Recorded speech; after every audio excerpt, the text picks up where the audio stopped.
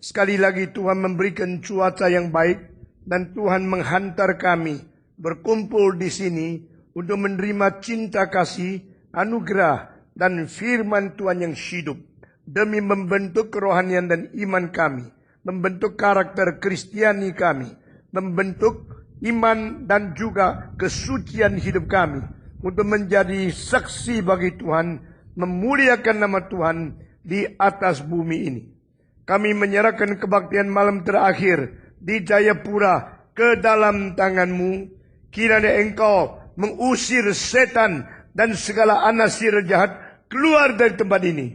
Dan Engkau sendiri bertakhta di dalam kebaktian ini, bertitah sebagai Raja kepada umat-umat-Mu dan berkata-kata ke dalam hati sanubari kami masing-masing, sehingga tersimpanlah firman-Mu yang suci di dalam hati kami, dan kami tidak akan melanggar hukum-Mu, tidak akan berdosa, melukai dan menyedihkan hati Roh Kudus. Kiranya Engkau bekerja dengan kami dan bekerja dengan kuasa Roh Kudus yang malam ini akan kami bicarakan dan juga akan kami melihat sendiri serta kami alami di dalam pribadi kami masing-masing. Dalam nama Yesus Kristus, nama di atas segala nama, di atas segala penguasa, di atas segala pemerintah, kami menyerahkan kebaktian ini dari awal sampai akhir di dalam tangan Allah Bapa. Berkatilah hamba-Mu yang hina ini, urapi dia dengan Roh-Mu yang kudus, dan berikan dia keberanian, cinta kasih, kesucian, keberanian iman, dan kuasa Roh Kudus untuk menyampaikan firman Tuhan. Dalam nama Yesus Kristus, penebus dan juru selamat kami yang hidup, kami sudah berdoa. Amin. Saudara-saudara bersukacita. Amin. Saudara-saudara bersukacita. Saudara-saudara berpengharapan. Saudara-saudara beriman. Saudara sadar atau tidak, Tuhan ada di sini. Saudara percaya tidak, Tuhan menyertai kita. Dan Dia akan melimpahkan anugerahnya dan memberi pengertian kepada kita mengenai pekerjaan Roh Kudus yang sejati. Itulah sebab malam ini kita akan berkhotbah tentang Allah pribadi ketiga, yaitu Allah Roh Kudus. Bagaimana bekerja dan bagaimana berkarya di dalam hidup orang Kristen yang dipilih sebagai umatnya. Saya percaya kebaktian-kebaktian berapa hari ini adalah kebaktian-kebaktian yang terbaik yang pernah kita alami dan memberikan firman yang paling penting di dalam hidup kita. Mengenal Allah dan mengenal kekuasaannya, mengenal pekerjaannya, dan mengenal keselamatannya. Ini penting sekali. Saudara-saudara, sudah mendapat berkat dari firman Tuhan? Sudah belum? Saudara jawab dengan tegas. Saudara-saudara, sudah dapat berkat dari firman Tuhan belum? Sudah. Sudah dapat berkat yang sangat besar. Dan saya harap saudara mengingat setiap kalimat yang bisa kau ingat setelah engkau mendengarkan firman Tuhan. Karena semua ini merupakan pimpinan Tuhan di dalam memakai hambanya berpuluh-puluh tahun berkhotbah. Sehingga setiap kalimat adalah kristalisasi dari pengalaman dan pimpinan Roh Kudus. Saya melihat di dalam dunia sudah makin banyak orang menyeleweng, termasuk orang-orang Kristen yang tidak lagi taat kepada firman. Karena Alkitab mengatakan pada hari-hari terakhir atau pada zaman-zaman akhir akan tiba waktunya. Manusia sudah menjadi tidak lagi suka mendengar firman Tuhan. Dan telinga mereka sudah menjadi makin lama, makin tenggelam. Mereka lebih suka mendengarkan hal-hal yang baru, yang tidak sesuai dengan kebenaran Tuhan. Maka mereka akan menimbulkan nabi-nabi palsu. Lalu membicarakan hal yang penuh dengan bohong, penuh dengan penipuan, penuh dengan ketidaksetiaan kepada kitab suci. Lalu gereja pun akan digoda, digoncangkan, dan banyak orang Kristen pun akan disesatkan oleh ajaran-ajaran yang salah. Itu sebab biarlah orang yang mempunyai tekad bulat mencintai Tuhan, pelihara baik-baik semua ajaran yang berasal dari Tuhan. Saya akan memberitahu kepada saudara bahwa yang disebut gereja yang sejati itu gereja yang bagaimana? Di dalam dunia banyak gereja. Lalu banyak gereja-gereja yang sudah tidak lagi taat dan setia kepada firman Tuhan. Itu sebab harus kita mengerti gereja yang sejati tandanya apa. Mau tahu? Gereja yang sejati ciri khasnya apa? Gereja yang sejati sifatnya apa? Mari kita mengerti gereja yang sejati. Pertama adalah gereja yang memelihara ketat semua ajaran yang diturunkan dari para rasul. Saudara-saudara, para rasul yang dipilih oleh Yesus Kristus sendiri telah dijadikan pengajar untuk mentegakkan doktrin setiap zaman. Itu sebab para rasul dan ajaran-ajaran para rasul harus dipelihara dari zaman ke zaman. Gereja yang sejati adalah gereja yang secara setia dan ketat memelihara semua pengajaran yang diturunkan dari para rasul. Kedua, gereja yang sejati adalah gereja yang mengutamakan Yesus Kristus sebagai Tuhan, Juru Selamat, dan Raja Gereja. Gereja yang sejati bukan menyembah manusia, bukan menyembah dewa yang lain, bukan hanya menyebut nama Tuhan, tetapi betul-betul mempertuhankan Dia. Jadikan Dia Tuhan gereja, jadikan Dia pemimpin gereja, dan jadikan Dia Raja gereja. Sehingga kita taat kepada Dia dan kita percaya Dia adalah Tuhan, adalah Juru Selamat, dan Dia adalah Raja gereja. Ini gereja yang sejati.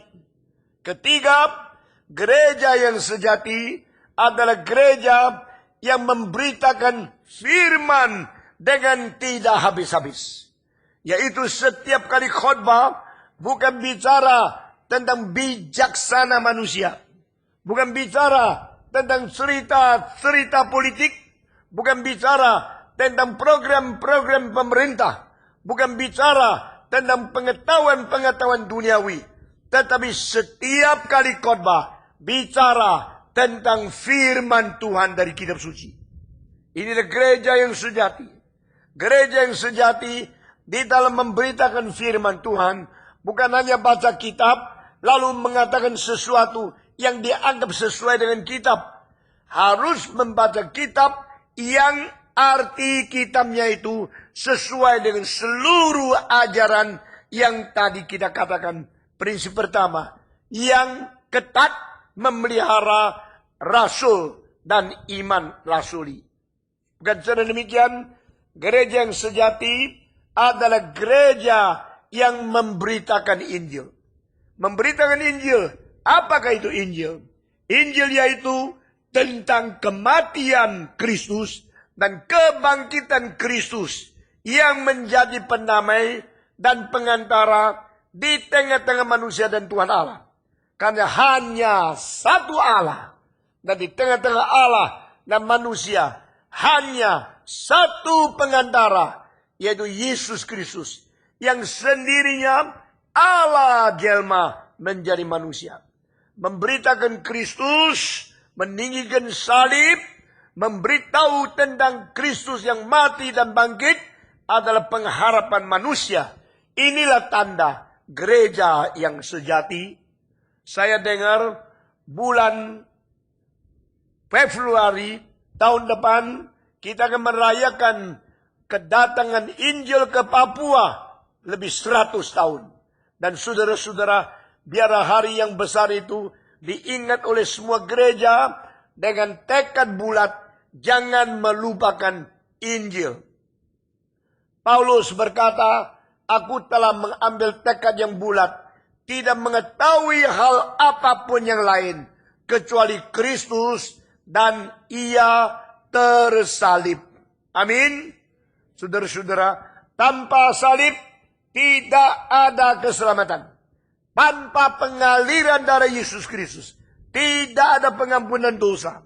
Tanpa kematian yang menerima hukuman daripada upah maut, tidak ada penggantian bagi orang berdosa. Tanpa Kristus yang menggenapi keselamatan dan mengatakan genaplah di atas kayu salib, tidak ada pengharapan bagi orang berdosa diterima kembali oleh Tuhan Allah. Maka salib Kristus adalah tanda dari kerja Tuhan di dalam membasmi, menumpas, menghancurkan, dan mengalahkan pekerjaan iblis. Kristus yang tersalib adalah satu-satunya orang yang mengalahkan pemegang penguasa maut, yaitu iblis. Sehingga Yesus mati dan ia akhirnya bangkit kembali. Dan di sini keselamatan disempurnakan, digenapi, diselesaikan oleh Kristus di atas kematian dan kebangkitannya. Kita bersyukur kepada Tuhan. Gereja harus senantiasa mengabarkan Injil sampai ke ujung bumi. Itu sebab saya mengharapkan dari Papua, Tuhan akan membangkitkan banyak pemuda-pemudi, remaja, anak-anak yang sejak kecil takut kepada Tuhan. Sejak kecil menghormati Tuhan Allah. Sejak kecil menghargai firman Tuhan. Sejak kecil menerima Yesus Kristus ke dalam hatinya. Dan sejak kecil menyerahkan diri menjadi hamba Tuhan. Lalu dari Papua Tuhan akan panggil, akan melatih, akan mengutus banyak hamba Tuhan. Pergi ke seluruh kepulauan, seluruh Nusantara, seluruh negara Indonesia. Bahkan ada yang akan dipakai untuk pergi ke pancanegara menjadi hamba Tuhan internasional. Saudara-saudara, bukan saja begini, gereja yang sejati masih ada tanda yang penting, yaitu hidup di dalam kesucian dan saling mengasihi. Saudara-saudara, gereja yang suci, gereja yang sejati, bukan gereja yang berkompromi. Jikalau ada pendeta suka berzina, itu bukan pemimpin gereja, itu menjadi alat iblis yang merusak gereja. Jikalau ada hamba Tuhan, pendeta penginjil yang tamak uang, yang korupsi, yang tidak jujur keuangan seperti Yudas, itu adalah utusan iblis datang mengacaukan gereja. Maka orang-orang Kristen, baik dari pendeta, dari penginjil, dari syamas, dari majelis, dari penatua, dari pengurus, dari guru sekolah minggu, dari pemimpin kur, dari paduan suara, setiap orang yang melayani harus hidup suci. Amin. Saudara-saudara, ini tanda gereja yang sejati. Gereja yang sejati harus melepaskan diri dari kerusakan dunia, dari arus kenajisan dunia, dan mempersiapkan diri seperti mempelai yang bersih, yang suci, yang setia kepada mempelai yang lelaki, menanti hari pernikahan. Di dalam hal ini, gereja seperti mempelai yang suci menunggu Kristus datang kembali, lalu mengadakan pesta pernikahan antara Kristus dan gerejanya untuk menyambut kita masuk ke dalam kekekalan untuk selama-lamanya. Itu sebab kesucian menjadi tanda gereja. Kesucian menjadi tanda orang beriman. Kesucian menjadi tanda orang yang mencintai Tuhan. Ini tanda gereja yang benar. Bukan saja demikian, setelah hidup dalam kesucian, kita mempunyai perasaan saling mengasihi. Orang Kristen harus mencintai orang Kristen. Orang Kristen harus mengasihi sesama Kristen. Meskipun kadang-kadang kita mempunyai beda pendapat, tapi kita harus dengan setia kepada Tuhan dan penuh pengertian kepada yang lain. Tidak berarti di dalam kasih kita berkompromi. Tapi berarti di dalam kasih kita toleransi. Dan kita mentaati Tuhan sambil sabar menunggu. Dan memberi pengaruh kepada pihak yang lain. Sampai satu hari dia boleh kembali mengenal kebenaran. Dan saling mengasihi. Berarti mempertumbuhkan iman yang lain. Dengan demikian, tanda cinta kasih menjadi tanda kekristenan yang sejati. Saudara-saudara, cinta kasih tidak berarti semua diampuni, semua boleh, dan semua diterima. Yang salah juga boleh, yang menghujat Tuhan juga diterima, yang menyeleweng juga ditoleran. Tidak. Cinta kasih berarti kita mau semua orang di dalam cinta Tuhan mengalami kemajuan, mempunyai kesucian, mengerti kebenaran, dan dengan sabar kita mengajar, membawa manusia kembali kepada Tuhan yang penuh kasih adanya. Terakhir, gereja adalah gereja yang sah, gereja yang sejati, ditandai dengan gereja berani menjalankan disiplin. Jikalau ada pendeta atau ada majelis, anggota yang berzina, gereja berani menghentikan dia untuk menerima perjamuan suci, sampai kalau perlu harus mengekskomunikasikan, supaya orang mengetahui kalau kita menjaga kesucian dan hidup di dalam keadilan Tuhan. Saudara-saudara, sekarang gereja semacam ini semakin sedikit, dan banyak gereja berusaha berkompromi, menyenangkan. Apalagi kalau orang kaya berdosa, gereja mengampuni semuanya. Kalau orang miskin bersalah sedikit, dimarah-marahin. Karena kita tidak mempunyai ciri khas dan tidak mempunyai kesejatian tanda-tanda menjadi gereja. Kiranya Tuhan memberkati Papua, memberkati setiap orang yang sudah mengikuti kebangunan rohani berapa hari ini. Saya tidak lagi orang muda, dan saya tidak akan terlalu sering mengunjungi tempat-tempat yang sudah dikunjungi. Seluruh dunia, kota yang pernah saya kunjungi 600. Dan gereja yang pernah saya kunjungi lebih 2000. Kalau satu gereja saya kunjungi lagi 1 minggu, maka saya memerlukan berpuluh-puluh tahun baru bisa kembali ke tempat yang asal. Itu sebab saya berusaha untuk menyingkatkan segala pelayanan saya dengan mengkentalkan setiap kalimat yang saya ucapkan. Berapa malam ini saudara mendengar firman Tuhan yang kental sekali.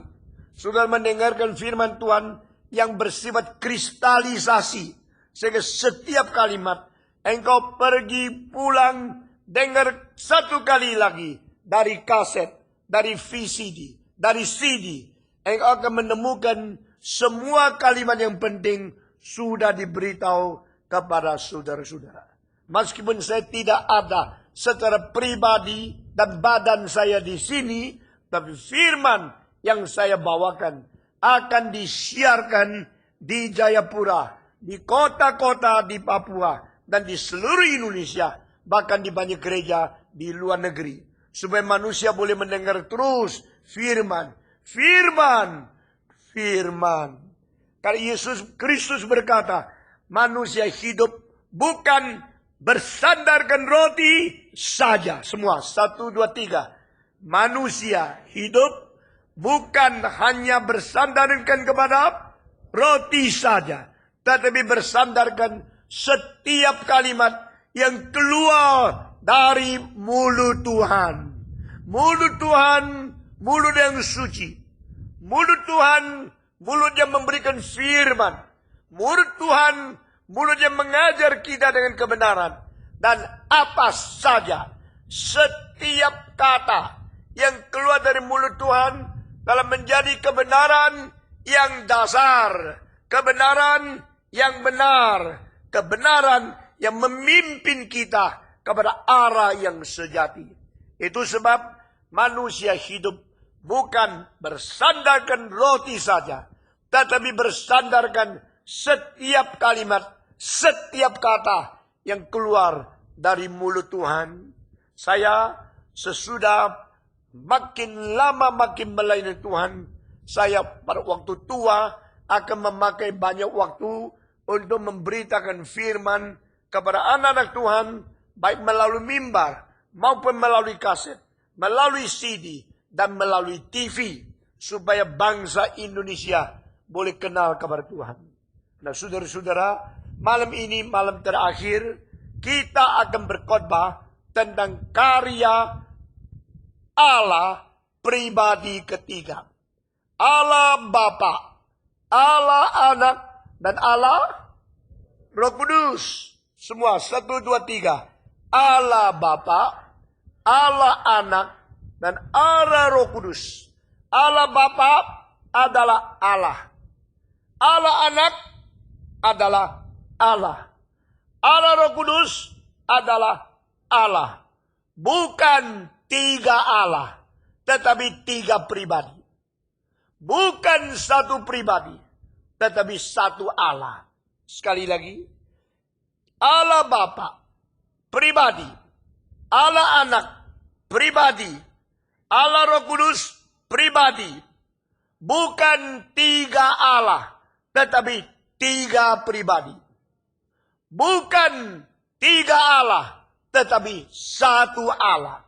1 Allah di dalam bentuk 3 pribadi, berarti pribadi pertama adalah Allah.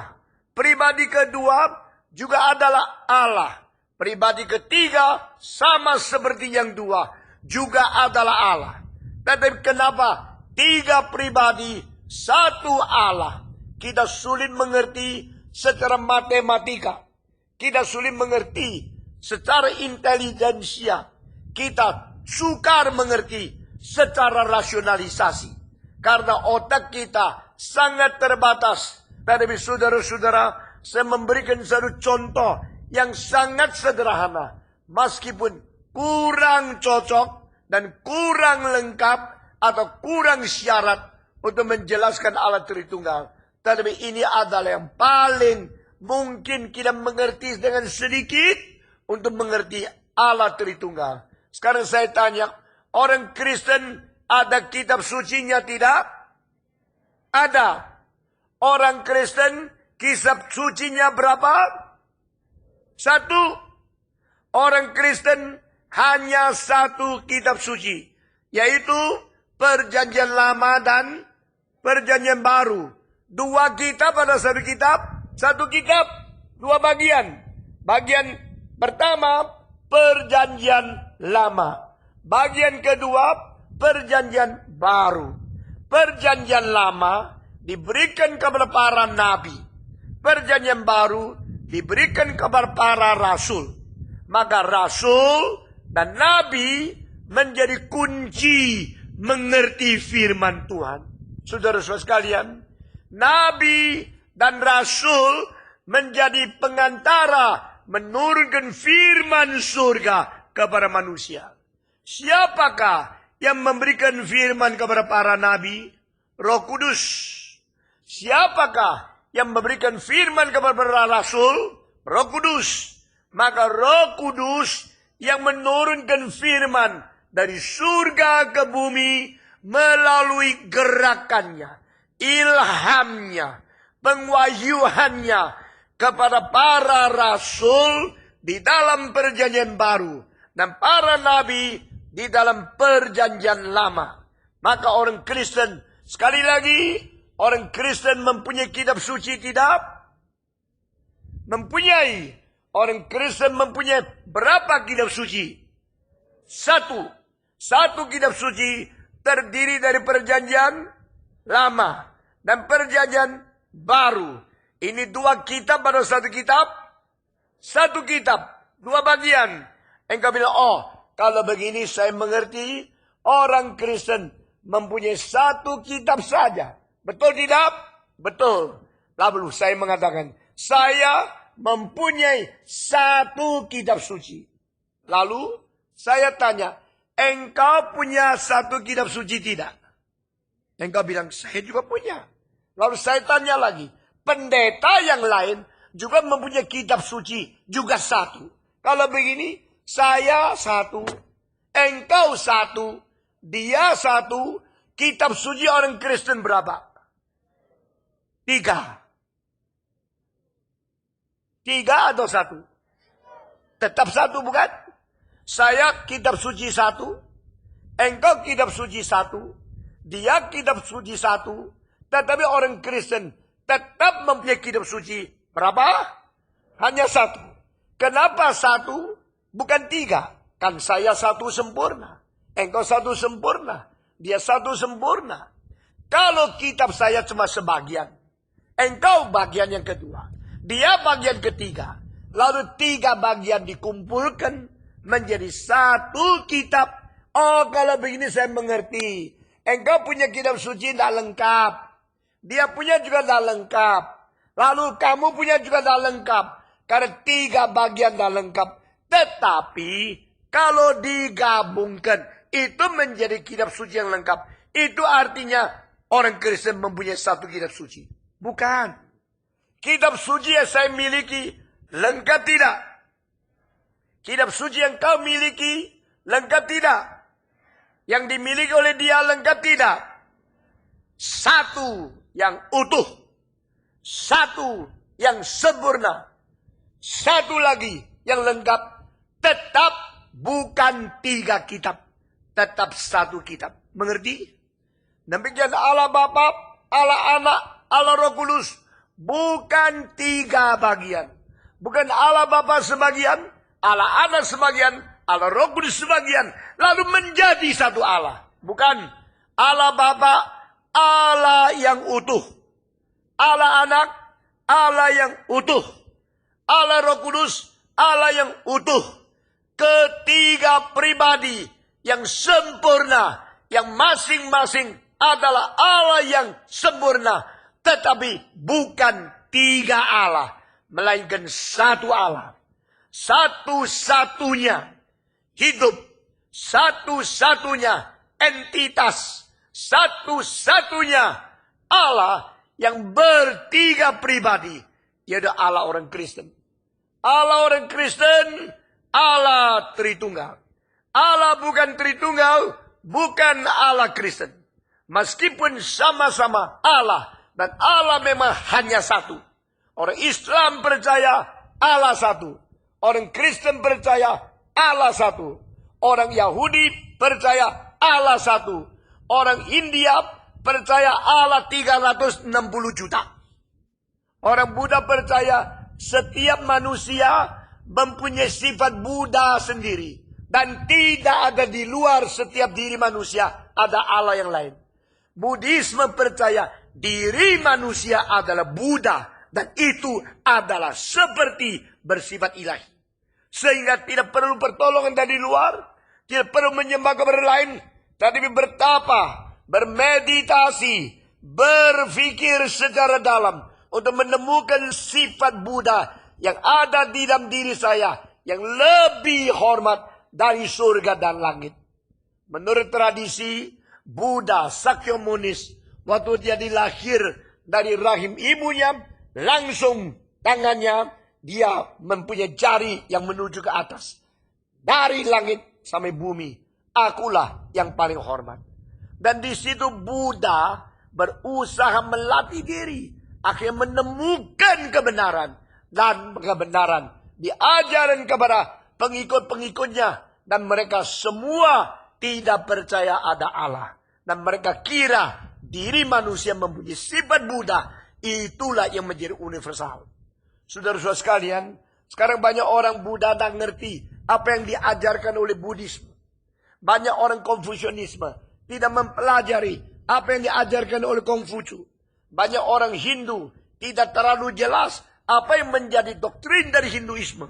Banyak orang Islam juga tidak terlalu mengerti akan segala sesuatu yang dalam di dalam Islam.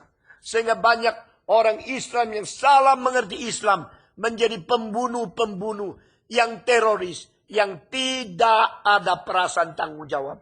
Semua agama tidak mengajar membunuh. Agama Islam banyak baiknya yang tidak dimengerti oleh orang Islam yang kurang mengerti. Demikian kekristenan banyak keindahan yang banyak tidak dimengerti oleh orang Kristen yang sembarangan.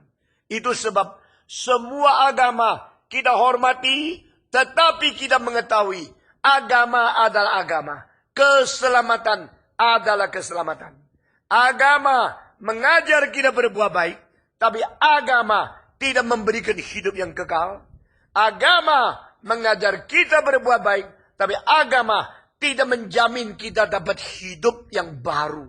Itu sebab orang beragama mengharapkan kalau sudah mati boleh pergi ke surga sebelah barat. Kalau sudah mati harap boleh pergi ke nirwana. Kalau sudah mati harap mudah-mudahan dapat tempat yang baik di sisi Tuhan.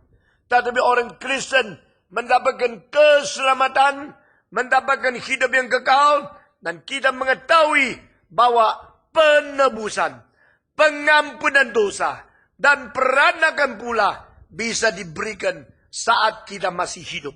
Dengan pegangan seperti ini, maka kita beriman kepada Tuhan. Saudara-saudara, saya tadi katakan masing-masing agama tiga yang bersifat menyembah Allah yang tunggal. Agama Yahudi, agama Kristen, dan agama Islam percaya Allah itu satu adanya. Tetapi saudara-saudara, orang Kristen percaya Allah yang Esa adalah Allah Tritunggal. Orang Yahudi tidak percaya. Orang Islam tidak percaya. Lalu engkau tanya, apakah Allah ketiga agama ini Allah yang sama? Saya akan menjawab, Allah orang Israel, orang Ibrani, orang Yahudi adalah Allah dari Abraham. Kedua, Allah orang Kristen adalah Allah dari Abraham. Dan saya tanya lagi, bagaimana dengan Allah Islam? Allah Islam juga adalah Allah dari Abraham. Sehingga Allah itu memang Esa. Allah cuma satu. Allah Abraham menjadi Allah orang Yahudi. Allah Abraham menjadi Allah orang Kristen. Allah Abraham menjadi Allah orang Islam. Sehingga semua agama percaya mereka sedang beribadah dan menyembah Allah yang Esa. Yaitu Allahnya Abraham. Sehingga Allah yang diimani oleh Abraham telah menjadi Allah daripada umat manusia yang paling banyak presentasinya. Jikalau orang Kristen mempunyai keanggotaan lebih dari 35 juta manusia, 35 miliar manusia, maka Islam mempunyai kira-kira 20 miliar manusia, dan orang Yahudi mempunyai berpuluh-puluh juta manusia. Maka kedua agama ini digabungkan sudah membentuk lebih daripada mungkin 5-60% seluruh umat manusia. Inilah percaya kepada Allah Esa yang membentuk presentasi terbesar di dalam seluruh umat manusia. Tetapi herannya, ada orang Yahudi percaya Allah Abraham, tetapi mereka tidak menerima Yesus Kristus. Orang Islam percaya kepada Yesus Kristus, tapi tidak percaya dia adalah Allah. Mereka hanya percaya Yesus Kristus adalah salah satu di antara 6 nabi yang paling besar. 6 orang suci yang paling besar. Tetapi dia bukan Allah. Orang Islam tidak bisa mengerti Tiga hal. Mengapa Allah menjadi tiga? Kedua, mengapa manusia disebut Allah?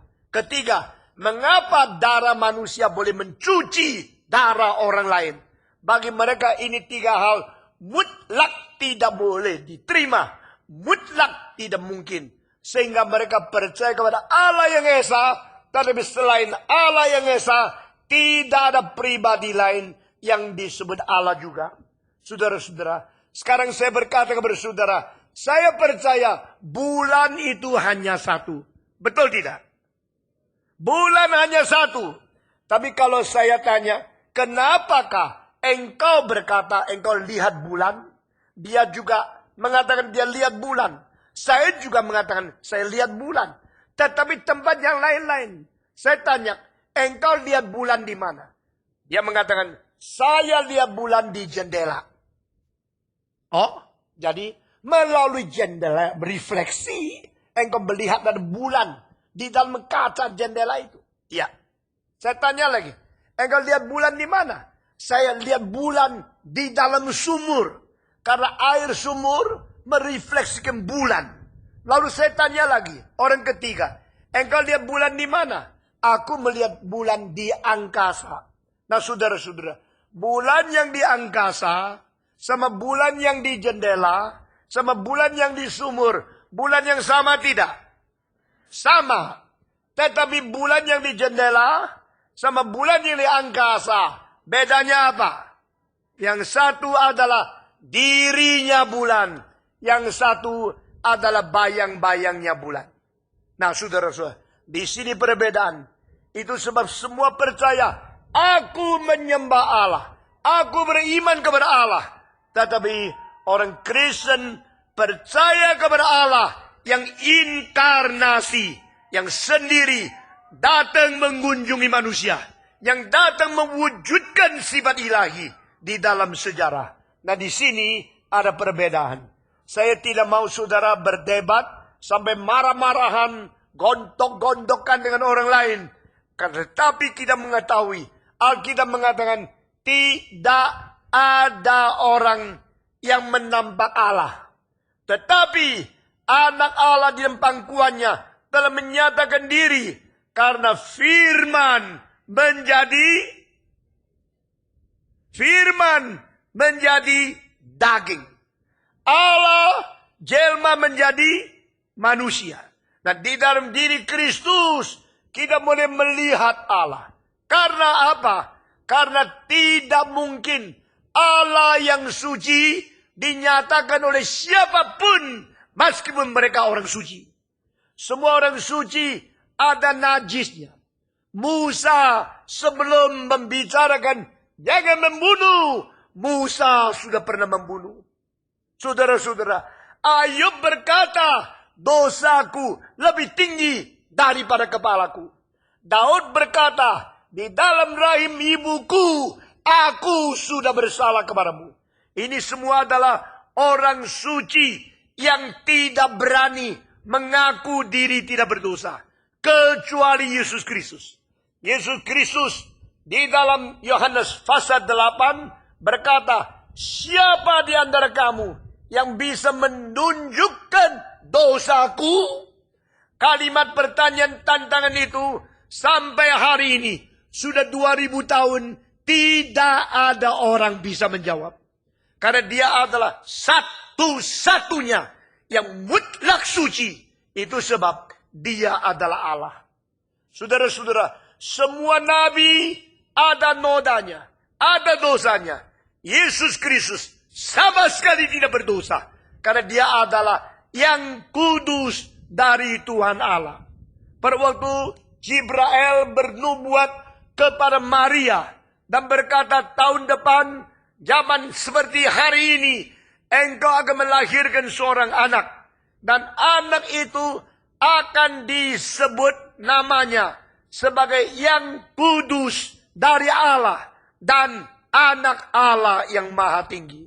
The Holy One from the highest. The Holy One of God and the Son of God in the highest. Saudara-saudara, kesucian Kristus, keadilan Kristus, cinta kasih Kristus, kebajikan Kristus yang tidak bernoda, yang tidak bercacat, membuktikan Dia adalah Allah. Jikalau banyak agama percaya, aku beriman kepada Allah, aku beriman kepada Allah yang Maha Tinggi, Allah yang Esa, engkau menjawab, aku beriman kepada Allah yang pernah datang ke dalam dunia, yang menyatakan kesuciannya, menyatakan cinta kasihnya, menyatakan keadilannya, menyatakan kebajikannya, dan menyatakan konkret hidup yang kekal di dalam dunia ini. Karena semua pendiri agama akhirnya mati, dikuburkan. Hanya Yesus Kristus mati, hari ketiga bangkit, naik ke surga. Ini membuktikan Dia bukan manusia biasa. Dia adalah Allah yang sebagai sumber hidup, sehingga Dia datang ke dunia menyatakan kehidupan yang tidak mungkin rusak karena Dia sudah bangkit pula. Tidak ada kebangkitan bagi pendiri-pendiri agama yang lain. Tetapi Yesus Kristus sudah mati dan bangkit, membuktikan Dia adalah Allah. Setelah Yesus bangkit, Dia naik ke surga, duduk di sebelah kanan Allah Bapa. Apa artinya duduk di sebelah kanan Allah Bapa? Berarti tempat yang paling tinggi yang diberikan Allah kepada yang menang. Siapa yang menang? Yesus. Yesus menang apa? Yesus menang terhadap dosa. Yesus menang terhadap iblis. Yesus menang terhadap kutukan Taurat. Yesus menang terhadap kematian. Ikut saya. Yesus menang atas kuasa dosa semua. Yesus menang terhadap kuasa kematian.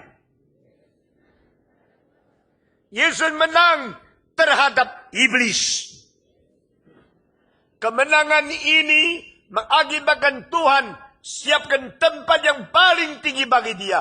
Duduk di sebelah kanan Allah Bapa. Duduk di sebelah kanan Allah Bapa berarti pertama Dia sudah menang.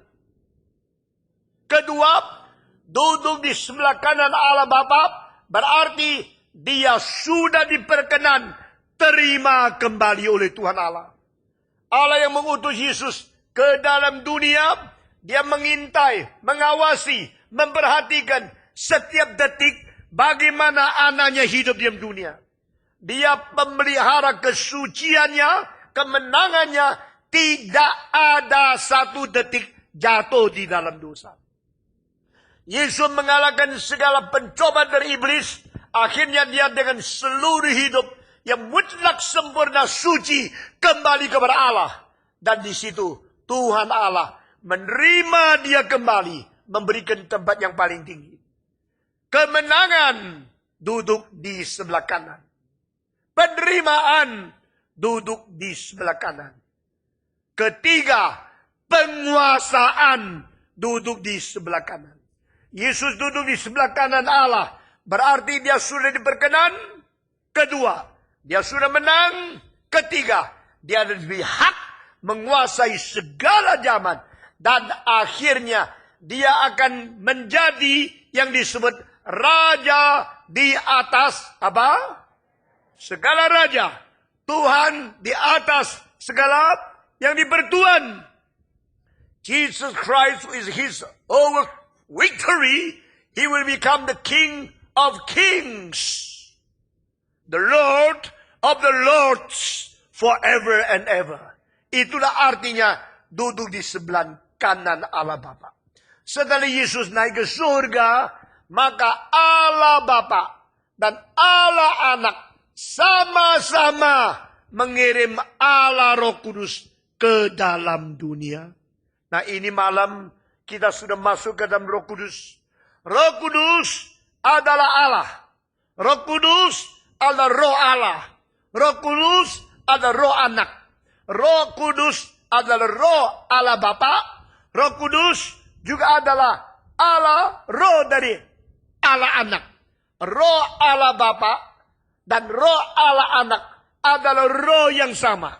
Itu sebab setelah Allah Bapa mempersiapkan keselamatan dan Allah Anak menggenapi keselamatan, maka Allah Roh Kudus datang ke dunia melaksanakan keselamatan.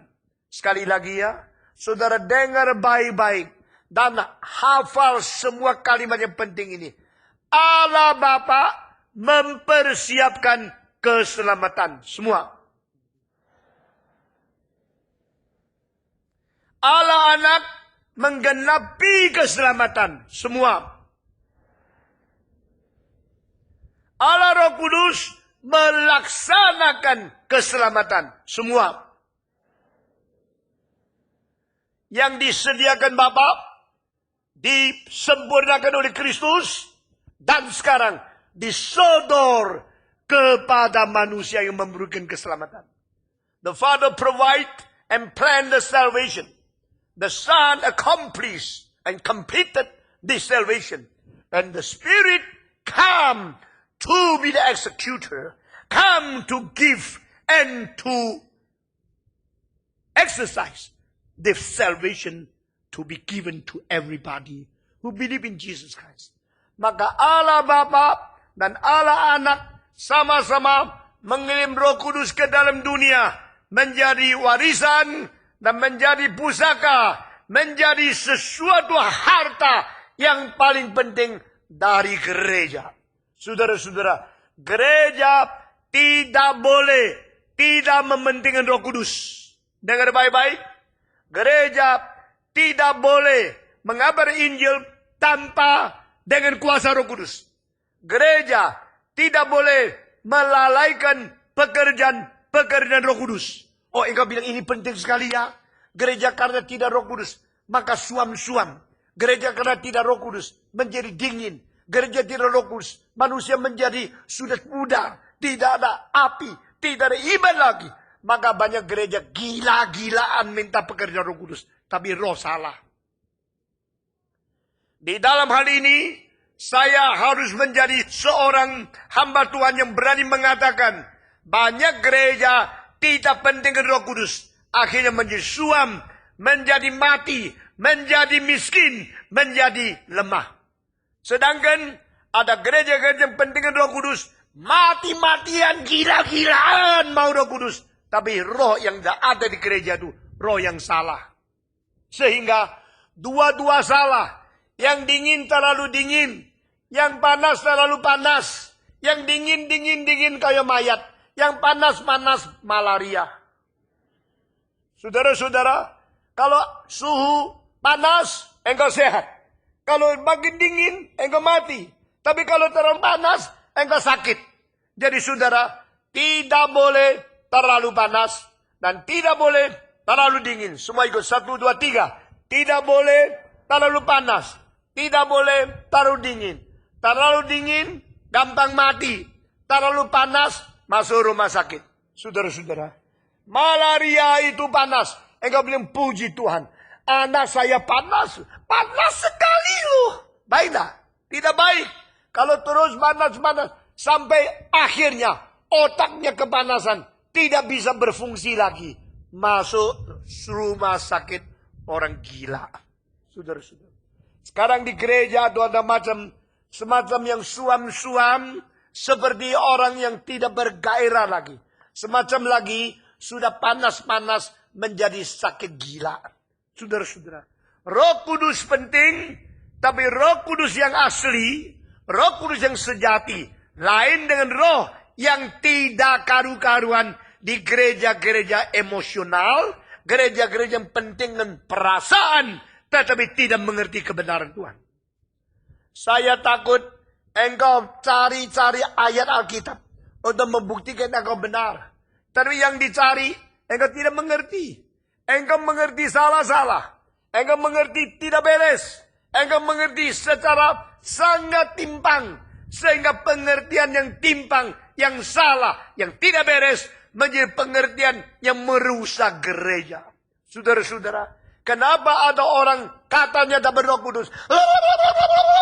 Akhirnya tidak bisa pikir. Akhirnya tidak bisa ngomong. Akhirnya jatuh terbelentang di situ. Lalu menjadi ketawa seperti orang gila.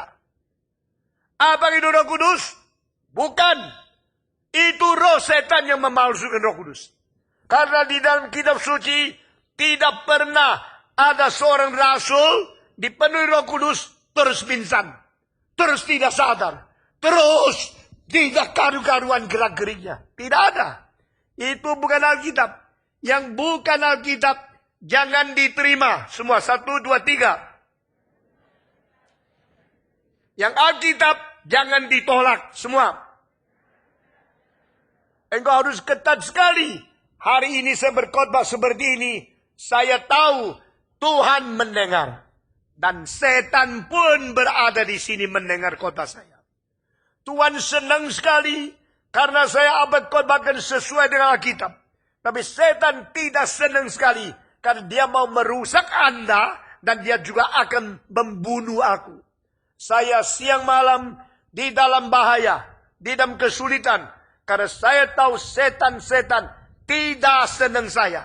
Dan di dalam 25 tahun yang selam, banyak orang mengatakan, jangan dengar Pak Stephen Tong, karena dia tidak roh kudus.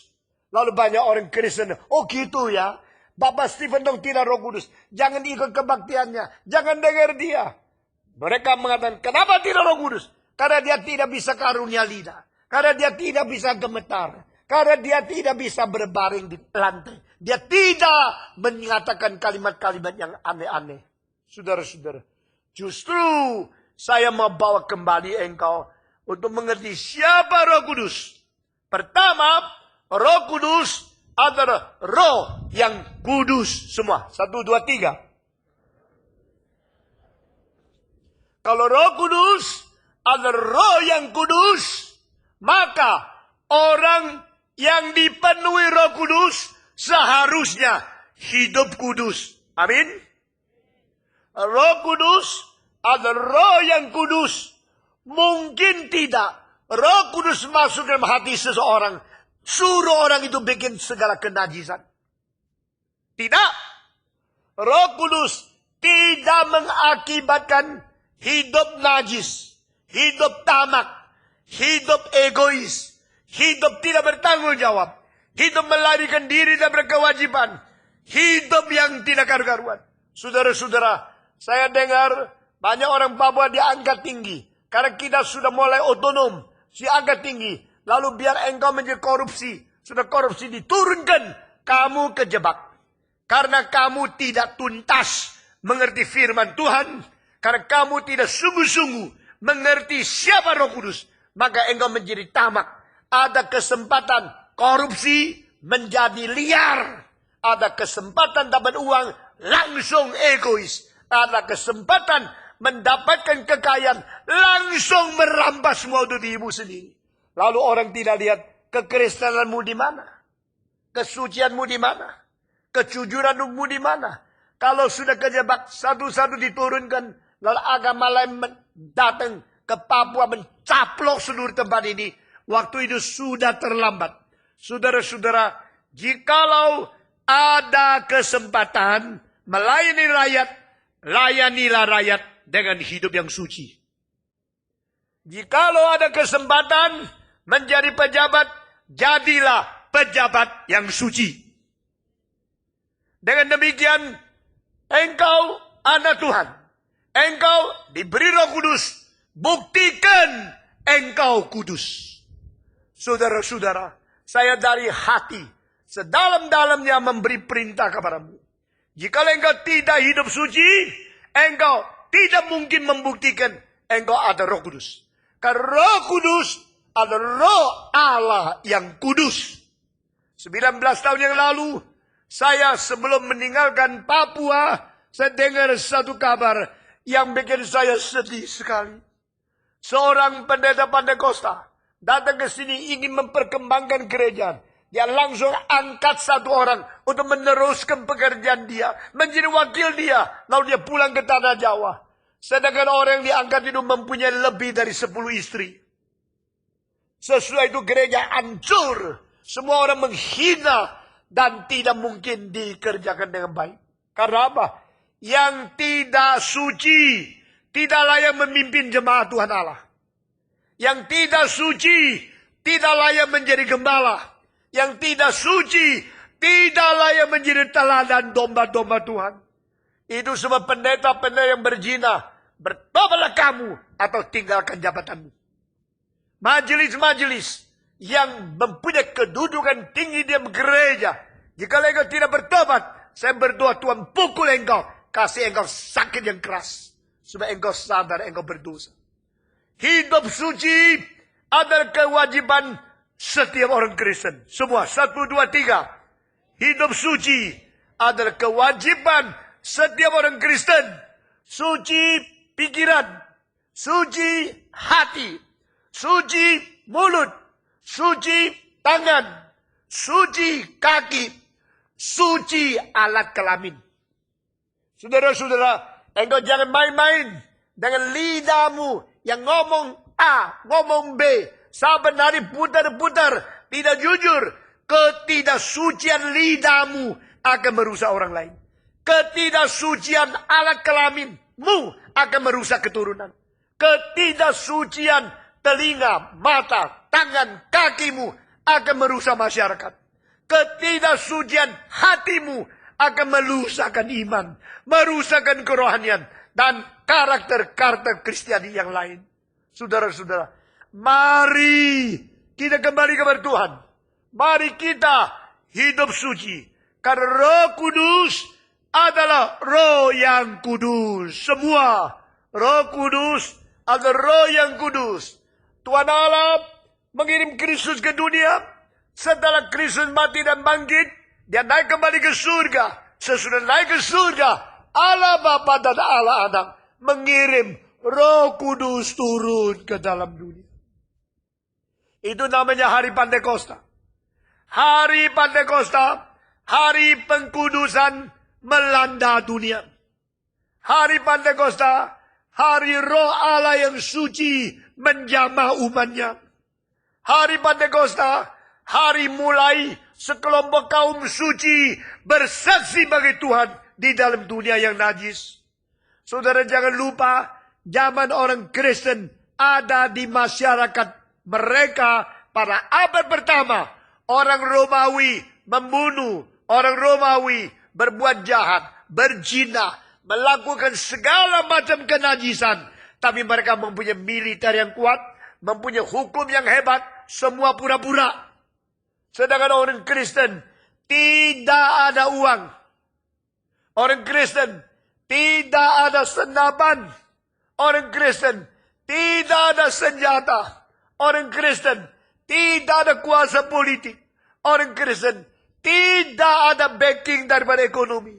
Orang Kristen saat itu ada orang-orang banyak yang dibudakkan, akhirnya berubah menerima Yesus Kristus, mendapat hidup yang baru. Mereka orang di dalam kelas yang rendah di masyarakat. Pembentuk masyarakat yang paling lemah ekonomi itu orang Kristen. Tapi mereka hidup suci, hidup cinta kasih, hidup saling mengasihi, hidup saling membantu satu dengan orang lain. Di situ perubahan mulai terjadi. Romawi akhirnya 325 tahun kemudian tidak tahan lagi.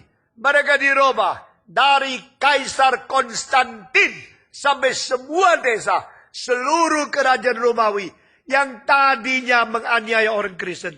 Seluruh kerajaan menjadi kerajaan Kristus. Menjadi kerajaan yang menerima Yesus Kristus. Karena apa?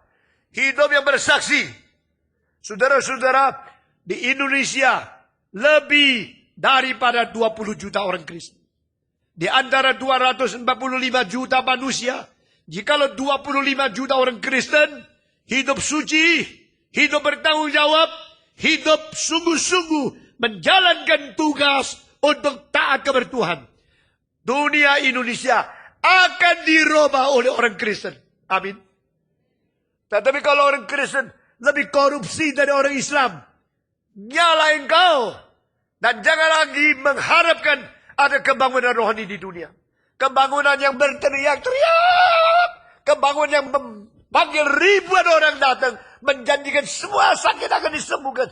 Itu kebangunan rohani di dalam permukaan. Itu kebangunan rohani yang tidak ada dasarnya. Itu kebangunan rohani hanya mengisi kebutuhan orang egois. Saya mau disembuhkan. Saya bangun. Saya mau kaya. Saya bangun. Itu tidak mengadakan kebangunan rohani yang sejati. Itu hanya menjadikan kebangunan daripada jiwa egoisme yang ditipu oleh setan. Saudara-saudara, yang sakit mau disembuhkan, hanya diri yang dipentingkan. Yang miskin mau menjadi kaya, diri yang dipentingkan. Semua orang pentingkan diri. Tidak ada kebangunan rohani yang sejati. Saudara-saudara, kebangunan rohani yang sejati mulai daripada pertobatan yang sungguh-sungguh. Kebangunan rohani yang sejati mulai daripada membenci dosa dan buang jauh-jauh. Kebangunan rohani yang sejati mulai dari pertobatan yang sedih karena perbuatan yang salah. Kebangunan rohani yang sejati mulai dari rindu firman Tuhan. Minta Tuhan menguasai engkau, membersihkan engkau, merubah engkau, lalu menjadikan engkau berkat untuk merubah orang lain.